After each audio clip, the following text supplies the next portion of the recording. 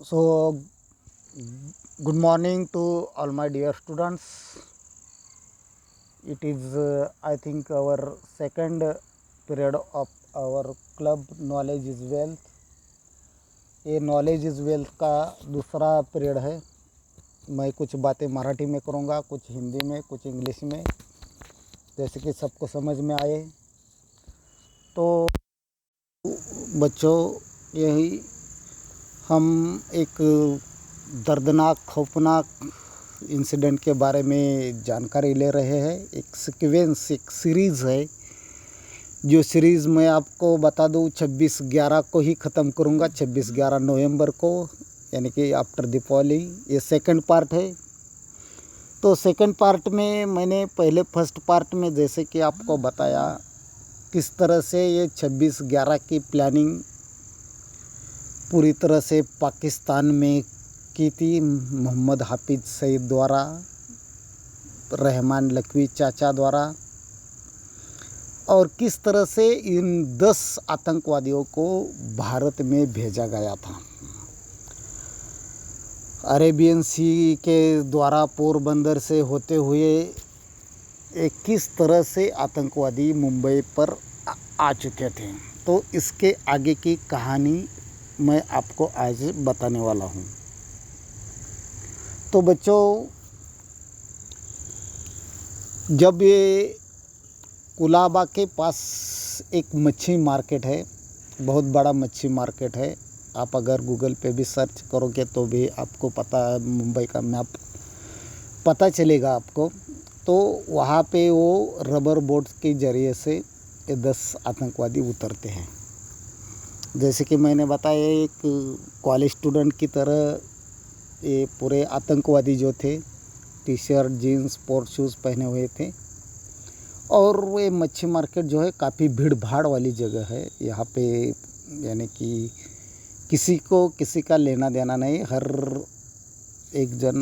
एक वहाँ पे पर्सन जो है वो अपने अपने काम में बिज़ी है, तो किसी को पता भी नहीं चलता है।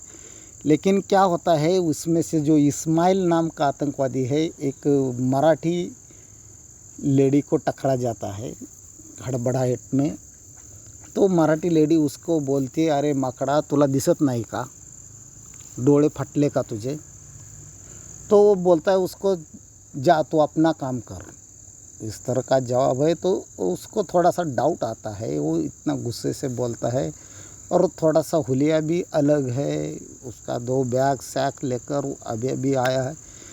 तो वो अपने पास के अपने कुछ करीबी लोगों को वो बताती है कि ऐसा ऐसा ये 10 लोग कौन है, मुझे कुछ समझ में ना आया, ये ऐसा ऐसा बोल रहा है। तो उसमें से एक जो पर्सन है वो क्या करता है, 100 नंबर डायल करके पुलिस स्टेशन को बता देता है कि ऐसे ऐसे कुछ लोग आए हैं और कुछ इस तरह से बातें, अलग तरह से बातें कर रहे थे, हमें थोड़ा सा डाउट है।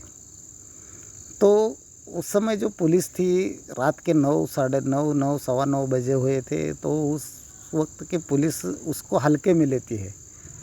अरे तुम अपना काम देखो, क्या झंझट में हमें फंसा रहे हो, ऐसे कुछ बातें करते हुए वो हल्के में लेती है, सीरियसली नहीं लेती।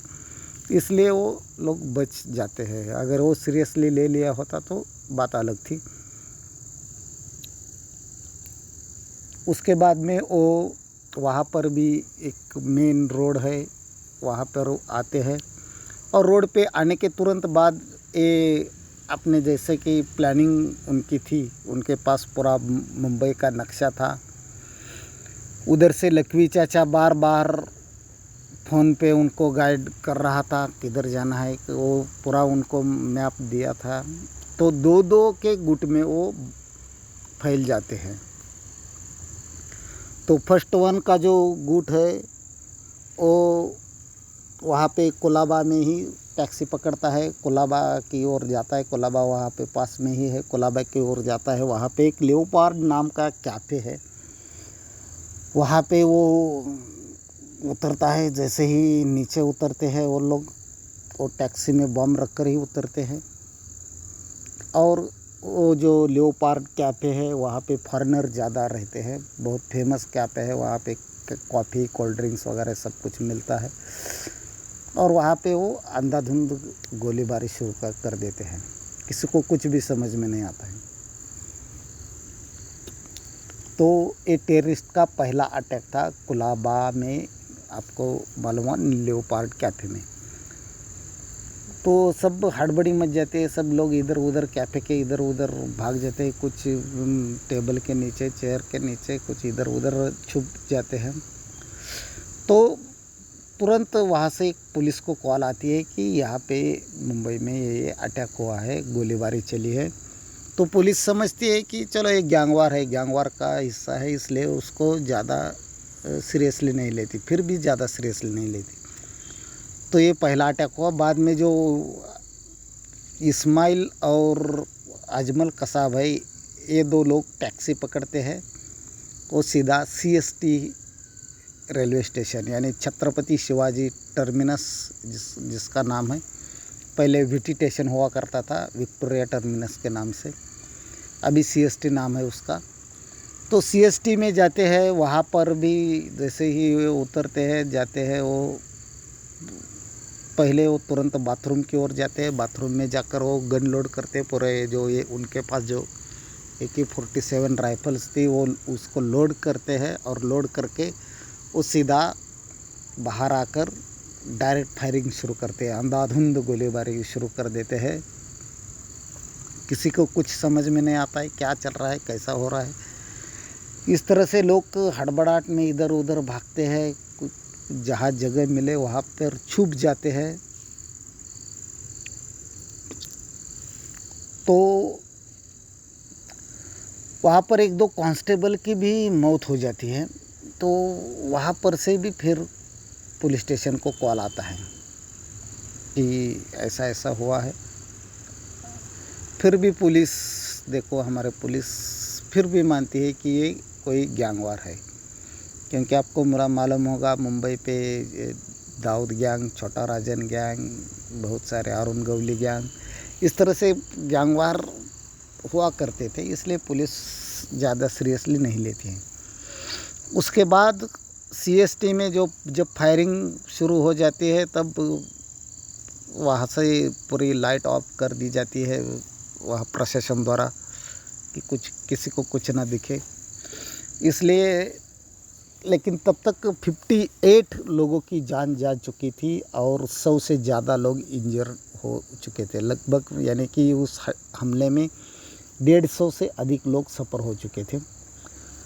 तो वहाँ पे लाइट होने के बाद वो तुरंत वहाँ से निकल जाते हैं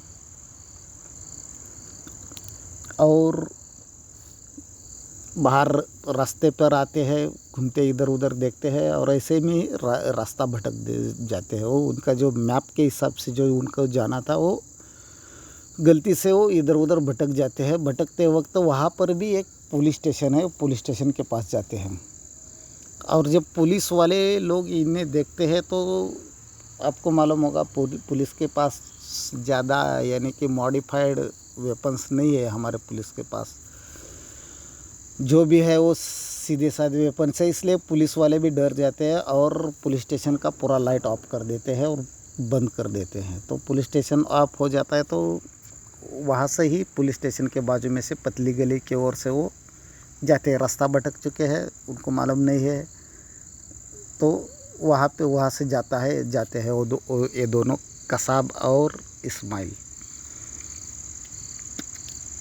इन दोनों की स्टोरी मैं पहले आपको बताऊंगा।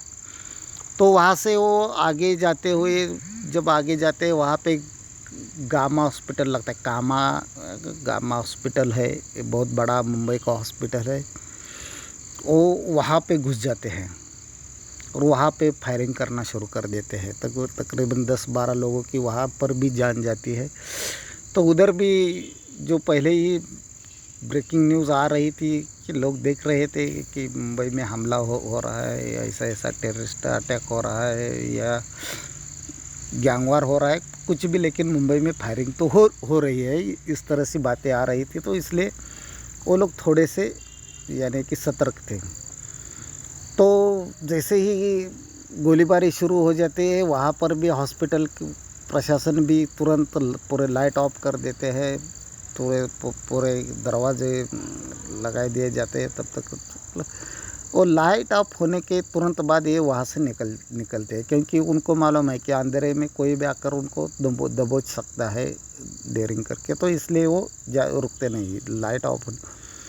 तो वो कामा हॉस्पिटल के पिछले दरवाजे से होकर बाहर निकलते हैं और वहाँ से वो मेन रोड पर आते हैं। तो आपको मैं बताऊंगा कि मेन रोड पर आने के बाद उनको एक पुलिस की जिप्सी दिखाई देती है। तो ये मेन रोड पे जिप्सी खड़ी है, पुलिस बात कर रहे हैं, वो देखते हैं, वो अंधेरे में है दोनों भी। जस्ट वो यानी कि वहाँ पे आ चुके हैं, सिर्फ वो पुलिस वाले उनको देखते नहीं है। तो उस मौके का वो दोनों ही फ़ायदा उठाते हैं। जैसे ही पुलिस की जिप्सी दिखती है, कसाब पीछे की ओर चला जाता है और इस्माइल आगे की ओर जिप्सी के फायरिंग करते हुए जाते हैं और अंधाधुंध उस जिस जिप्सी पर गोलीबारी हो जाती है। किसी को भी अंदर के पुलिस वालों को मौका नहीं मिलता कि अपनी पिस्तौल या राइफल निकाले और शूट करे। वहाँ के अंदर के जो थे, सैडली मैं कहता हूँ कि वहाँ के जो होनहार पुलिस ऑफिसर थे, आपको बताऊँगा। जो ड्राइविंग सीट पे थे वो थे विजय सालस्कर, जिनकी जगह पे मौत हो जाती है। उसके बाजू में बैठे थे अशोक जी कामटे साहब, उनकी भी जगह पे मौत हो जाती है। उसके बाद ATS के चीफ, एंटी टेररिस्ट स्क्वाड जो रहता है उसके चीफ जो रहते हैं, उसके चीफ उसके बाजू में बैठे थे, यानी कि उनका भी नाम मैं बताऊंगा आपको जल्दी ही। उनकी भी मौत, ये तीनों आगे थे और पीछे 4 कांस्टेबल थे। तो ये आगे के तीनों की ही मौत हो जाती है, पीछे वालों के भी, यानी कि वो पीछे वाले जो थे उनमें से 2 की मौत हो जाती है। 2 वो जो जिनकी मौत हो जाती है उनके नीचे वो 2 जो है और नीचे लुढ़क जाते हैं और ऊपर वो दोनों मुर्दे जो है पड़े हुए पुलिस वाले जो है वो उनके ऊपर रहते हैं। तो ये क्या करते हैं, वहाँ पर ही अशोक कामटे सर, विजय सालस्कर और जो तीसरे ATS के चीफ जो थे उनको वहाँ पर ही बाहर निकालते हैं और उस गली में, अंधेरे गली में ही उनकी लाशों को छोड़ देते हैं और जिप्सी अपने कब्जे में करते हैं। इस्माइल गाड़ी चलाता है, अजमल कसाब उसके बाजू में बैठता है और वे दोनों वहाँ से निकलकर ये दोनों जो है वो ये वहाँ पे अपनी गाड़ी आगे बढ़ाते हैं। उनको कुछ भी पता नहीं चलता है तब तक कि किधर जाना है, क्या करना है। ये यानी कि वो पूरी तरह से मैप रीडिंग में नाकाम रहते हैं और ऐसे तैसे करके जहाँ पर भी रास्ता दिखता है उस रास्ते की ओर से निकल जाते हैं और आगे जाकर वे आपको गिरगांव की तरफ निकलते हैं और वहाँ पे गिरगांव की तरफ जाते हुए कुछ पुलिस उनको गोलीबारी करते हैं। उस गोलीबारी में उस जिप्सी का टायर, यानी कि टायर फट जाता है। तो वहाँ उस जिप्सी को वहीं पर ही छोड़ देते हैं और एक स्कोडा गाड़ी सामने दिखती है, तो स्कोडा गाड़ी को रुकवाते हैं जबरन। उसमें से 3 महिलाएं थी, उनको जबरन बाहर खींचते हैं, निकालते हैं, लेकिन उनको मारते नहीं हैं और उस स्कोडा गाड़ी पे कब्जा करते हैं। तो जो जिप्सी में मैंने बताया आपको कि 4 पीछे की पुलिस वाली जिप्सी के पीछे की 4 को जो कांस्टेबल थे उनमें से 2 मर चुके थे और 2 जिंदा थे, लेकिन घायल थे दोनों भी। और दोनों में से जो एक का नाम था पवार, विजय पवार नाम था उनका, उन्होंने बाद में अपने इंटरव्यू में बताया है और वो मेन विटनेस थे अजमल कसाब को फांसी देने में, कोर्ट में जिनकी गवाही जो एज ए विटनेस के तौर पे कोर्ट ने इनकी गवाही सबसे ज़्यादा महत्वपूर्ण मानी थी। तो विजय पवार ये जो नीचे थे, दबे हुए थे, तकरीबन 22 मिनट तक उस कोड़ा में वे अपनी जान मुट्ठी में लेकर वहाँ पे होते। तो उनके साथ दूसरे जो जीवित थे उनका बैड लक ये था कि जब तो उन्होंने जिप्सी पकड़ी आगे चल रहे थे, तब अचानक उनका फ़ोन बजता है तो ये लोग इस्माइल और कसाब गाड़ी रुकवाते, पीछे देखते हैं तो किसी का तो फ़ोन बज रहा है, कांस्टेबल का, 2 तो मरे हुए हैं। और फ़ोन बजता है, इसी गुस्से में वो दोनों तुरंत पीछे की ओर फायरिंग करते हैं, अंधाधुंध फायरिंग करते हैं। और उसमें जो तीसरा घायल कांस्टेबल था उसकी मौत हो जाती है, लेकिन जो विजय पवार है उनके कंधे पे गोली लग जाती है, लेकिन वो जीवित रहते हैं। और ऐसे ही वो यानी की तसेच ते पडून राहतात की आणि काही हालचाल जर केली तर आपला जीव जाईल या भीतीनं ते तसेच तिथं पडलेले राहतात आणि फक्त वेट एंड वॉच ही इस पोजीशन में वो वहाँ पे रहते हैं। आगे जाकर मैंने बताया अभी 3 लेडीज़ की स्कोडा गाड़ी लेते हैं और आगे वो जाते हैं। तब तक पुलिस को पूरी तरह से मालूम चल चुका था कि बाकी की भी खबरें आ रही थी। इसके साथ भी वहाँ पे मैंने बोला लेओपार्ड का कैफ़े में हुआ था, तीसरा जो अटैक हुआ था वो नरीमन पॉइंट पे वहाँ पे हुआ था। होटल ओबेरॉय में घुसे थे 2 आतंकवादी, और जो 4 आतंकवादी थे तो वो 4 आतंकवादी डायरेक्ट ताज होटल की ओर गए थे और ताज में उन्होंने कब्जा कर लिया था। ये सारी खबरें आने के बाद पुलिस सतर्क हो जाती है, यानी कि वो समझती कि भयानक हादसा, ये टेररिस्ट अटैक है, ये कोई गैंगवार नहीं है। इतनी सारी खबरें आती है तो पुलिस सतर्क हो जाती है। और ये स्कोडा की लेकर ये जो दो जन है वो गिरगांव चौपाटी की ओर बढ़ते हैं। वहाँ पे पुलिस ने पहले से नाकाबंदी कर ली थी। तो ये जो जिप्सी वाले जो कांस्टेबल थे जो जीवित थे वो पुलिस को अलर्ट करते हैं वही स्थिति में कि सोच लो आप अगर इतनी भयानक पोजीशन में हो, आपके ऊपर 3 जिंदा लाशें हैं, फिर भी अपना फ़ोन निकाल कर वो पुलिस को सतर्क करते इस नंबर की स्कोडा गाड़ी उन्होंने किडनैप की है। और स्कोडा गाड़ी किडनैप करके वो स्कोडा गाड़ी में वो आ रहे हैं गिरगांव चौपाटी की ओर। तो नाकाबंदी पूरी तरह से रहती है। वो सामने देखते हैं तो पुलिस की नाकाबंदी है, वो रुकते हैं। अब क्या करें, अब पीछे यानी तुरंत तो पीछे नहीं जा सकते, आगे तो नाकाबंदी है, इसलिए वो रुकते हैं। पुलिस कंफर्म कर लेती है कि यही स्कोडा गाड़ी है, यही नंबर है। तो उस गाड़ी पे तुरंत जैसे ही ये पीछे की यू टर्न लेने की सोचते हैं, तब तक ये पुलिस वाले उस पर डायरेक्ट अंधाधुंध फायरिंग करते हैं। और उसी फायरिंग में जो ड्राइविंग सीट पे था टेररिस्ट, पहला टेररिस्ट मारा जाता है, इस्माइल, वो मारा जाता है। और पुलिस धीरे धीरे आगे बढ़ती है। कसाब को भी गोली लग चुकी थी, लेकिन वो एक लाश की तरह पड़ा था। तो आपको बता देता हूँ, यानी कि वो हमारे जो ग्रेट कांस्टेबल जिनको बाद में परमवीर चक्र से ही नवाजा गया, मरणोत्तर दिया गया है, वो तुकाराम ओंबाड़े साहब सबसे आगे बढ़ते हैं। और कसाब यानी कि वो जिप्सी की छानबीन करते हैं, स्कोडा की छानबीन करते हैं। तो कसाब चुपचाप पड़ा हुआ था, इस्माइल तो मर चुका था, इसलिए वो क्या करते हैं, कसाब को ऐसे पकड़कर बाहर निकालने की कोशिश करते हैं। तब तक कसाब उठ जाता है, अपनी AK-47 लेकर डायरेक्ट पेट को लगाकर तुकाराम ओंबाड़े साहब की फायरिंग शुरू कर देता है। लेकिन ओंबाड़े साहब ने जैसे ही पकड़ा था उसी को लेकर ही ज़मीन पर वो गिर जाते हैं, लेकिन उसको छोड़ते नहीं। तब तक बाकी पुलिस वाले लाठी से हमला करके कसाब को जिंदा पकड़ लेते हैं, जो कि सबसे अहम महत्वपूर्ण कड़ी इस 26/11 की थी। महत्वपूर्ण जो पर्सन था एक कसाब, आप इस पिक्चर में भी देख रहे होंगे।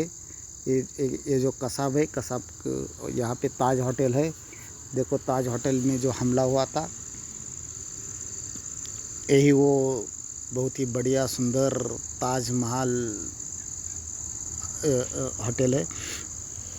तो खैर छोड़िए, तो कसाब को ज़िंदा पकड़ाया जाता है, बाद में उसको मेडिकल के लिए यानी हॉस्पिटल में भर्ती कराया जाता है। उसके बाद में आगे की कहानी मैं आपको बताऊंगा। ये तो कसाब की कहानी अब हो गई। उसके बाद में जो था, जो दूसरे आतंकवादी थे, आपको 2 आतंकवादी मैंने बताया कि नासिर और शब्बीर लेओपार्ड कैफ़े से नरीमन पॉइंट की ओर जाते हैं। वहाँ पे वो कब्ज़ा कर लेते हैं। जो दूसरे 2 आतंकवादी है वो जो मरीन ड्राइव की ओर जाते हैं, वहाँ पे जो वो मरीन ड्राइव पे वो अंधाधुंध गोलीबारी करते हैं। और बाकी के जो 4 आतंकवादी है वो ताज होटल में जाते हैं। ताज होटल में वो वहाँ पर वो क्या करते हैं, कब्ज़ा कर लेते हैं पूरी तरह से। और ये ताज होटल लगभग 59 आवर्स तक उनके कब्ज़े में था। जो अगले पार्ट में मैं आपको बता दूंगा कि स्पेशल ताज का रेस्क्यू ऑपरेशन किस तरह से हुआ था। तो उसी तरह से और बीच बीच में जो ये जो टेररिस्ट थे क्या करते थे, जो जब भी जिसी भी टैक्सी से वो उतर जाते थे, उसी टैक्सी में वो बम लगा कर ही उतर जाते थे। और कुछ देर बाद जब ये उतरने के बाद दूसरे पैसेंजर उस टैक्सी में बैठ जाते हैं, तो उस समय उस टैक्सी का ब्लास्ट हो जाता था। ऐसे 2 ब्लास्ट मुंबई में हुए हैं, उसके बारे में बताऊंगा। जो विले पार्ले में एक टैक्सी ब्लास्ट की घटना हुई थी, उसके बाद में मड़गांव में एक टैक्सी के ब्लास्ट होने की घटना हुई थी। उसके बाद में मेट्रो सिनेमा पर भी ये जो टेररिस्ट है जो वहाँ पर वो अटैक करते हैं, जो मरीन ड्राइव के ओर गए थे, वो वहाँ पर 10 लोगों की मौत हो जाती है। उसके बाद विधान भवन हमारा जो है महाराष्ट्र गवर्नमेंट का, वहाँ से भी वो गुजरते हैं, वहाँ पर भी 9 लोगों की मौत हो जाती है।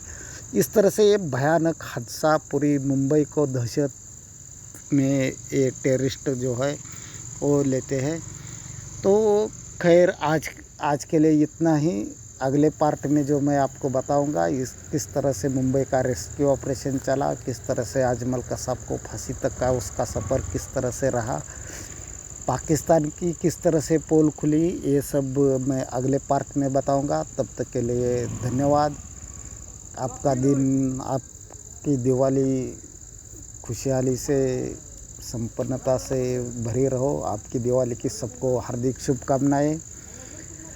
ये सब हार्दिक शुभकामनाएं देते हुए मैं आपसे विदाई लेता हूँ। मिलेंगे after Diwali vacation next part में। तब तक के लिए सब लोग खुश रहे, हैप्पी रहे। धन्यवाद, thank you, have a nice day.